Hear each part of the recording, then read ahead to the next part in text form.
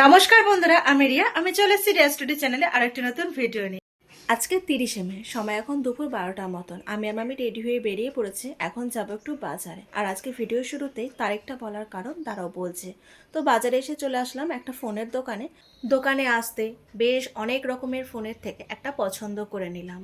কারণ কাল যে 31শে মে, কাল যে আমার বার্থডে, তাই ভাবলাম নিজেকে একটা কিছু গিফট দেওয়া যাক। তাই নিয়ে নিলাম ভিভো Y400-এর এই মডেলটা। এটা আমি অবশ্য বাড়ি থেকে ভেবে এসেছিলাম যে এটাই নেব। আর এটা তোমরা কে কে ব্যবহার করেছো অবশ্যই কমেন্ট করে জানিও যে এটা কেমন।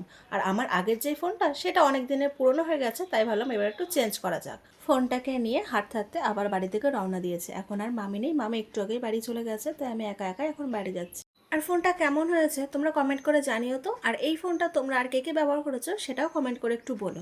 আজকে 31 তারিখ, সাথে আমার জন্মদিন। এখন বাজে সকাল 10টা মতন। আমি রেডি হয়ে নিয়েছি নতুন একটা জামা পরে। এদিকে আমি আমার বাহনটাকে নিয়ে বেরিয়ে পড়েছি। এখন যাচ্ছে একটু লোকনাথ মন্দিরে। যেহেতু আজকে আমার জন্মদিন, তাই ভাবলাম লোকনাথ বাবার পুজো দিয়ে বছরটা শুরু করা যাক। তো প্রথমে চলে এসেছে একটা মিষ্টির দোকানে, বাবার জন্য একটু মিষ্টি নেব বলে মিষ্টি নিয়ে মন্দিরেও চলে এসেছে। আর এদিকে দেখো 19শে জ্যৈষ্ঠের জন্য কি সুন্দর করে মন্দিরটাকে সাজাচ্ছে। আর এই হলো লোকনাথ ঠাকুর। তো চলো তোমরা আমার সাথে সাথে একটু লোকনাথ ঠাকুরের দর্শন করে নাও। ঠাকুর দর্শন করার পর যে মিষ্টিটা এনেছিলাম সেটাই দিয়ে দিলাম পুজোর জন্য। আর আমাদের এখানে লোকনাথ মন্দিরে জগন্নাথ, বলরাম, সুভদ্রা এই ঠাকুরগুলোও আছে, তো তাদেরকেও দর্শন করে নিলাম। তারপরে একটু মহাদেবের দর্শন করে নিলাম। তারপরেই দেখলাম ওই জগন্নাথ, বলরাম, সুভদ্রার পুজো হচ্ছিল, সেটাই দেখছিলাম। তো চলো আমার সাথে সাথে তোমরা একটু পুজো দেখে নাও।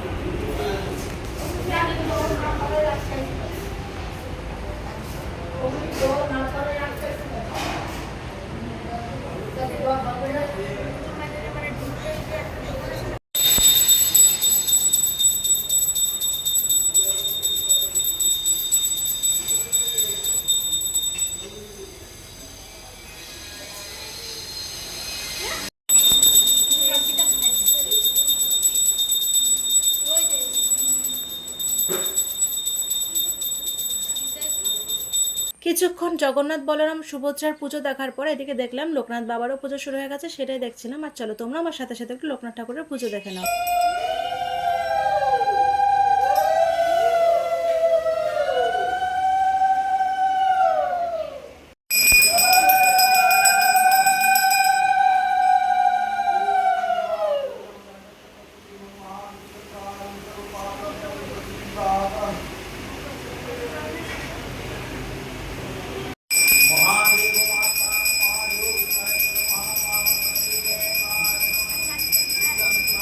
বেশ কিছুক্ষণ বসে লোকনাথ বাবার পুজো দেখলাম, তারপরে পুষ্পাঞ্জলি দিলাম। এখন হবে বাবার আরতি, সেটাই দেখবো। তো চলো তোমরা আমার সাথে সাথে একটু বাবার আরতিটাও দেখে নাও।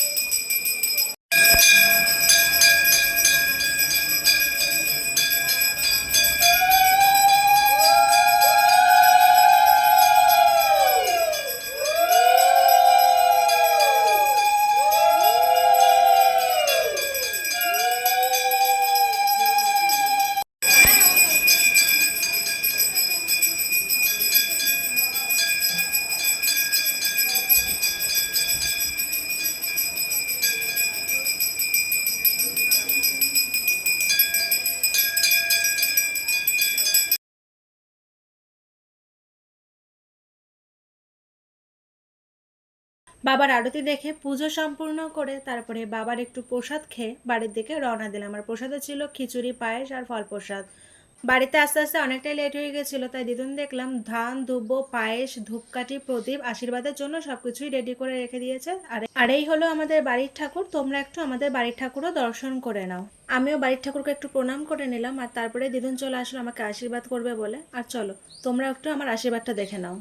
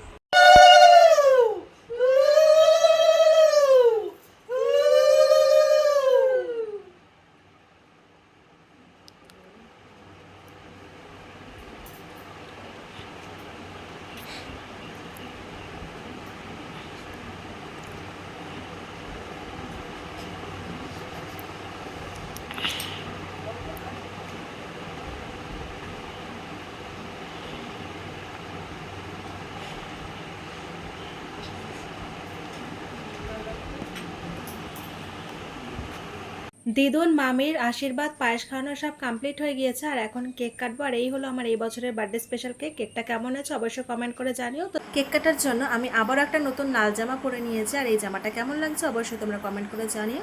আর চলো তোমরাও আমার কেক কাটিংটা একটু দেখে নাও।